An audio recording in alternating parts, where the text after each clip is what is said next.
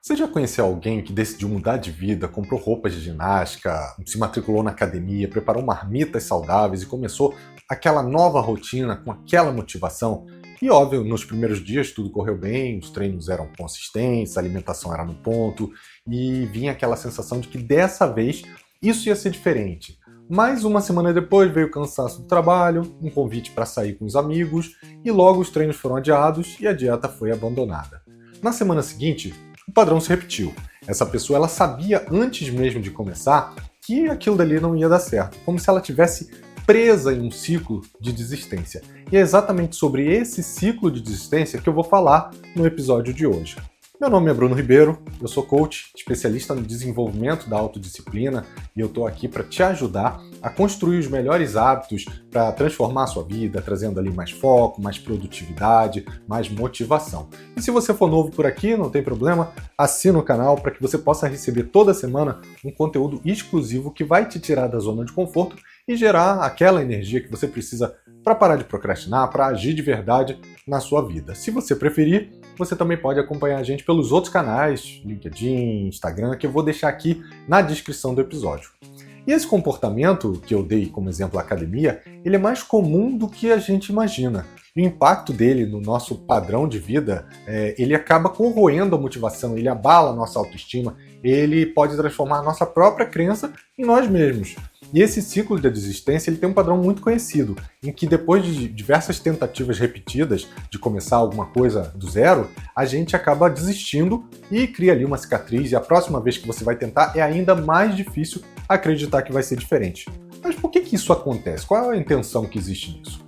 Embora possa parecer irracional, repetir um ciclo que só traz ali frustração, existe uma intenção positiva oculta por trás disso. De acordo com a neurociência, o nosso cérebro é desenhado para evitar o sofrimento e buscar o prazer, né? Como a gente já conversou algumas vezes aqui. E quando a gente está diante de uma meta desafiadora, como perder peso, ou ter uma vida mais saudável, passar numa faculdade, o nosso cérebro ele pode entrar em um estado de aversão a risco, optando ali por evitar aquele desconforto imediato. E o psicólogo Daniel Kahneman, ele chama isso de aversão à perda. A gente tem um medo natural de fracassar, de sentir dor, de ser derrotado. Então desistir é uma forma de autoproteção.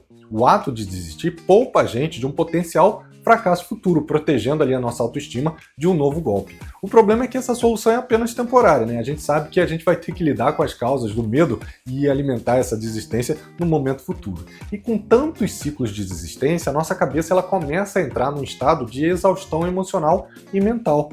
E cada nova tentativa frustrada, ela vai desgastando a nossa autoconfiança, alimentando ali um sentimento de incapacidade, que afeta diretamente a nossa autoestima. Então, a gente acaba não se protegendo, né? É como se a cada desistência a gente fosse acumulando provas de que a gente não é capaz de seguir em frente, criando uma narrativa interna do nosso próprio fracasso.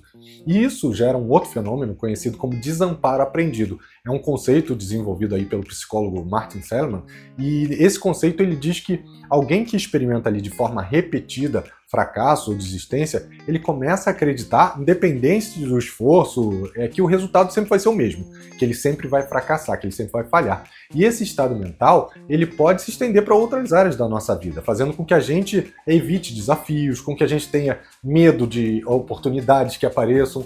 E esse ciclo de desgaste mental e emocional, ele não impacta só a nossa capacidade de realizar ali nossas metas pessoais e profissionais, mas também interfere no nosso bem-estar geral, aumentando o risco de transtorno, como por exemplo a ansiedade, a depressão. E você já deve ter ouvido, obviamente, falar de histórias de pessoas que se matricularam em vários cursos ao longo de anos, mas nunca concluíram nenhum, e toda vez que o curso fica ali difícil ou aparece alguma coisa em paralelo, essa pessoa se sente sobrecarregada e ela acaba abandonando, né? Curso, faculdade, até academia. E anos depois ela se vê ali no mesmo cargo, vendo os colegas evoluírem, e ela permanece estagnada onde ela estava, se sentindo frustrada e incapaz de evoluir, né? Sendo na mesma situação. Isso acontece, obviamente, também no relacionamento pessoal, né? Namorados, maridos, esposas. Depois de briga, vem sempre aquela promessa: eu vou mudar, eu vou ser mais atencioso, eu vou ser mais carinhoso. E aí, depois de algumas semanas, parece que tudo volta ao que era antes. E mesmo com esse sentimento de culpa,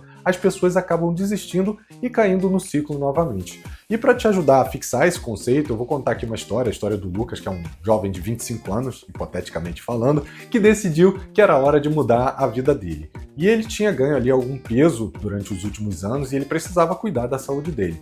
A primeira tentativa dele foi com uma dieta de baixa caloria, e aí ele se comprometeu com um plano, estava ali à risca, depois de 2 semanas ele tinha a sensação de que ia dar certo.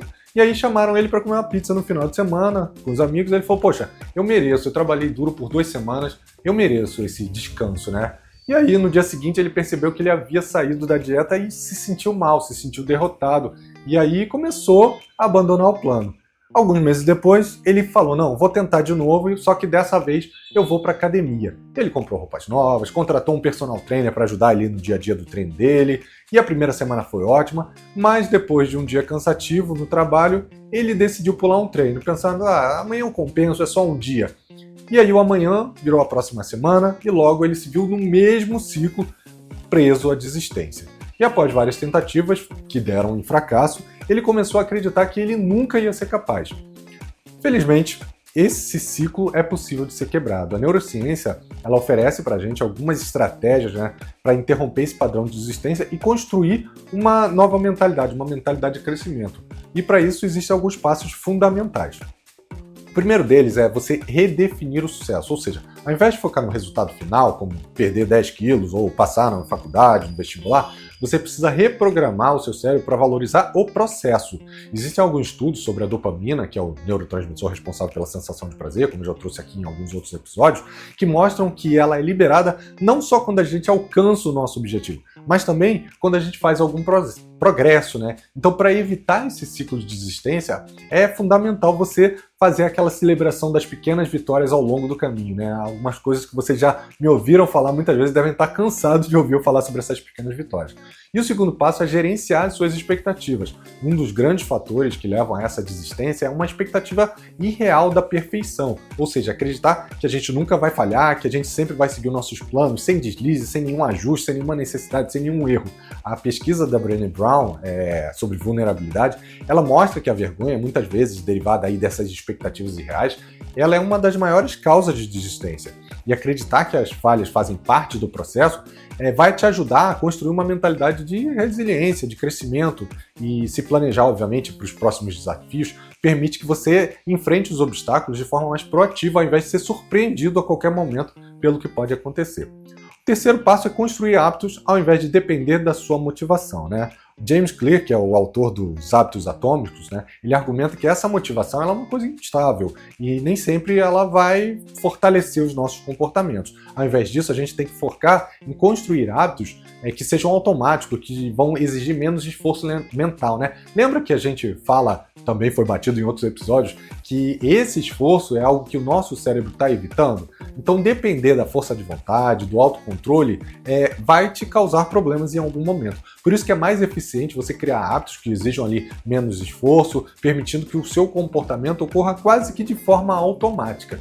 E por fim, reconheça e trabalhe nas suas emoções subjacentes, ou seja, é fundamental reconhecer as emoções que alimentam esse seu ciclo de desistência. Questões como medo do fracasso, vergonha, baixa autoestima e até traumas passados, eles podem ser a raiz do seu problema de desistência. Trabalhar essas questões em uma terapia ou com técnicas de autorreflexão podem ser, assim, a chave para você sair desse ciclo, quebrar, né, esse ciclo. E anotar o que você pensa, o que você sente no momento em que você está sendo engatilhado para desistir. Isso daí vai te ajudar bastante. E os ciclos de desistência, eles não são uma fraqueza de caráter, e sim um reflexo de como o nosso cérebro ele é programado para evitar esse desconforto, proteger a nossa autoestima.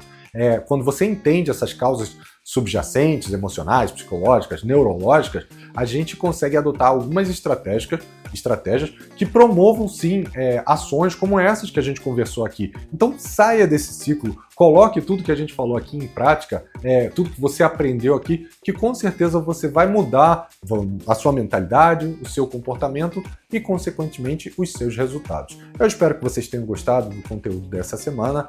Toda semana a gente tem um novo conteúdo, então não deixe de assinar o canal, de dar o seu review, de curtir, de compartilhar esse conteúdo com pelo menos uma pessoa para que ele possa chegar a mais pessoas e a gente se vê semana que vem. Um abraço e até lá, pessoal. Tchau, tchau.